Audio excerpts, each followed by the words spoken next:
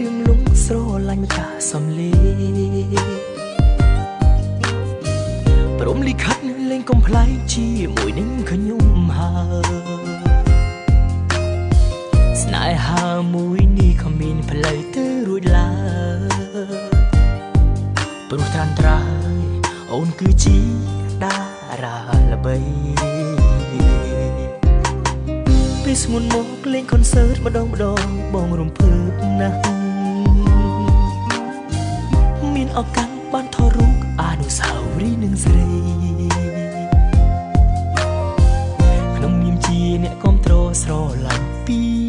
ស្រីបានត្រឹមប៉ះដៃគ្មាននិស្ស័យបានជាគូស្នេហ៍លួចស្រឡាញ់សក់ពីស្រីលួចស្រឡាញ់សក់ពីស្រីស្រឡាញ់ដល់ចិត្តស្មោះភាំងក្តីហើយតាមគាំទ្រអូនលោកសាយលួចស្រឡាញ់សក់ពីស្រីទាំងនឹងអូនតារាល្បីតែសុំធ្វើសង្សារក្នុងក្តីស្រមៃទោះបីគ្មាននិស្ស័យបានលេងក្បែរ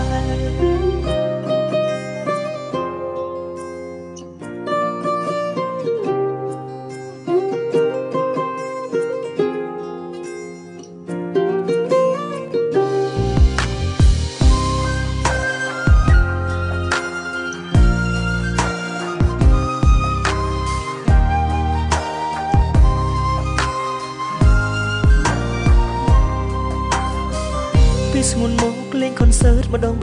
បងរំភើបណាស់មានឱកាសបានថតរូបអនុស្សាវរីយ៍នឹងស្រីក្នុងនាមជាអ្នកគាំទ្រស្រឡាញ់ពីស្រី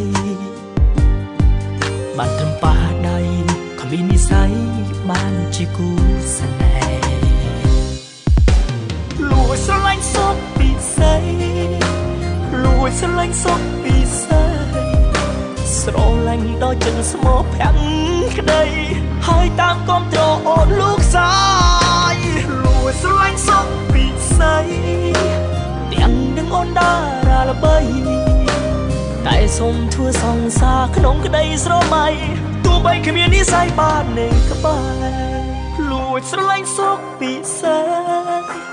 លួចស្រឡាញ់សក់ពីស្រីស្រឡាញ់ដល់ចិត្តស្មោះភាំងក្តីហើយតាមគាំទ្រអូនលោកសាយលួចស្រឡាញ់សក់ពីស្រីទាំងនឹងអូនតារាល្បីតែសុំធ្វើសង្សារក្នុងក្តីស្រមៃទោះបីគ្មាននិស្ស័យបានលេងក្បែរក៏ចិត្តបងនេះតែ